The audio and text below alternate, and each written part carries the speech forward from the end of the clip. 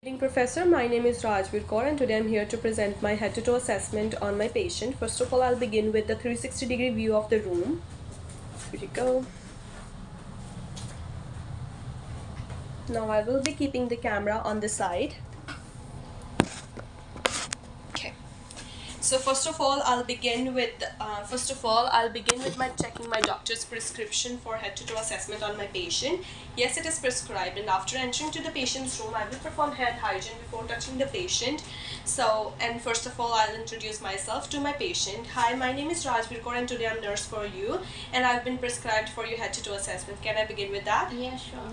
So can you please, can I check your identity? Yeah. Yes. Can you please clarify your name? Yeah, it's Rajveer Kaur. What's your date of birth? It's 20 June 2001. Perfect. So now I'm going to perform head-to-toe assessment on my patient. Before that, I will be providing my patient with the privacy, and I will be starting with the neurological assessment on my patient. And for that, I will ask my patient the questions such as, what's your name? It's Rajveer Kaur. Where do you live? I live in Milton, Canada. Yes. Do you know what time it is? Yeah, it's the evening time. Yes, my patient is fully oriented to place, name, and time. Next, I will be beginning with the eye checking of my patient, that is Perla response. For that, I will be checking my patient's eye with the light. For checking that the pupils are equally round, reactive to light, and they are accommodated. So for that, I'll be checking first on one eye, and then same on the other eye. Yes, and now there is no facial drooping, and there is no coronary drift on my patient. So next I will be beginning with the respiratory examination of my patient, and for that I will ask my patient some questions. Do you have any difficulty in breathing? No. So do you have any labored breathing, do you feel like? No, I don't. Okay, so now I will be beginning with inspection, with the auscultation of my patient's breath sound.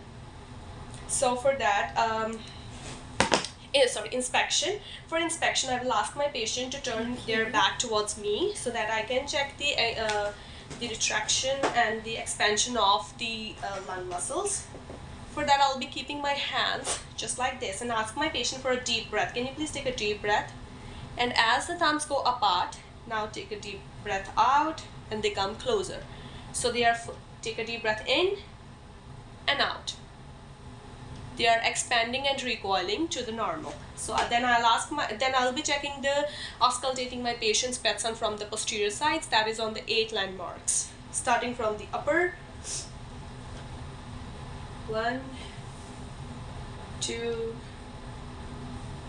3, 4, 5, 6, 7, 8, 9, 10, 11, 12, 13, 14, 15, 16, 17, and 18. So it's normal. This breath sound is bronchovesicular, and then I'll ask my patient to turn towards me to hear the breath sounds from front. So there are 10 positions, 10 places from where I hear the breath sound of my patient, starting from up just below the clavicle. 1, 2, 3, 4, 5, 6, 7, 8, 9, and 10. And I hear the normal breath sound, which is bronchovesicular. And then I'll begin with by asking my patient if they have any labored breathing. No. Which is good. And now I'll be going with the heart assessment, the cardiovascular assessment of my patient, and for that I'll be hearing the do you have any history of hypertension? No. Okay, so now I'll be checking my patient's heart sounds for that, and there are 5 landmarks that I'll be marking on, and I'll begin with the auscultation first. And first of all, I'll be going with the aortic sound, which is just if you feel the clavicle, there is a bump, there is a groove. This is the first intercostal space, and after that we feel a rib, and then there is a second intercostal space where we have the aortic sound. We feel the aortic sound, and just in front of that there is a pulmonic sound, second intercostal space, and just on the third intercostal space is our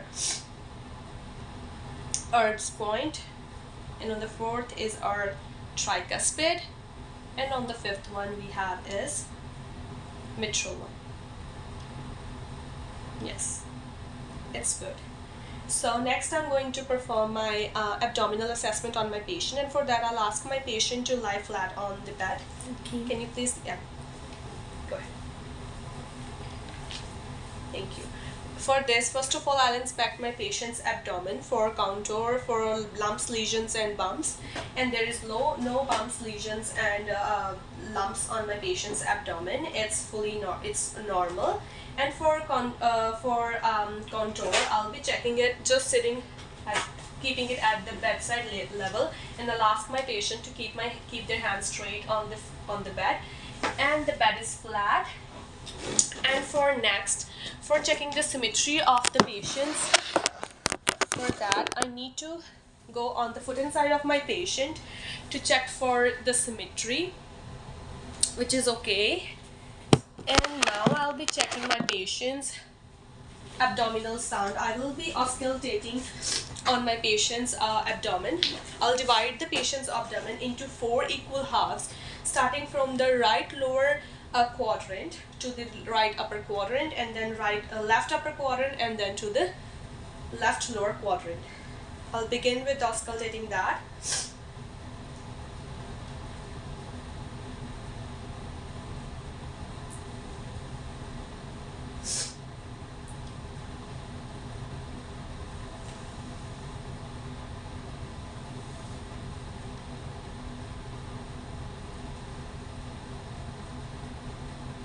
I heard the normal gurgling sound, which is normal in the patient, and as the patient don't have any pain, so I can now begin with the percussion. So I'll be doing the percussion.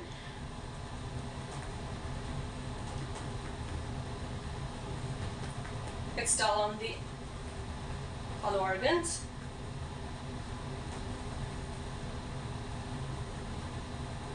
And now I'll check, and now I will be doing a palpation. So I won't go too deep if the patient is having pain already.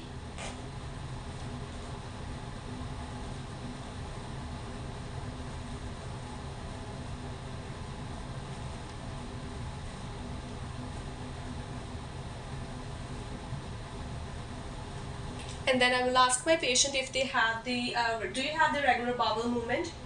Yeah. So next, do you go to urinate this morning? Yes. That's good. So now I'm going to assess my patient's extremity for any edema or any discoloration. So there is no discoloration on my patient's extremities, and I will check their capillary refill by pressing the fingers, which is less than 2 seconds, and I'll check on both sides, which is less than 2 seconds. And now I will ask my patient if they have any difficulty in walking, and they don't have any deformity as well. So I'm done with my head to toe assessment on my patient. Thank you so much.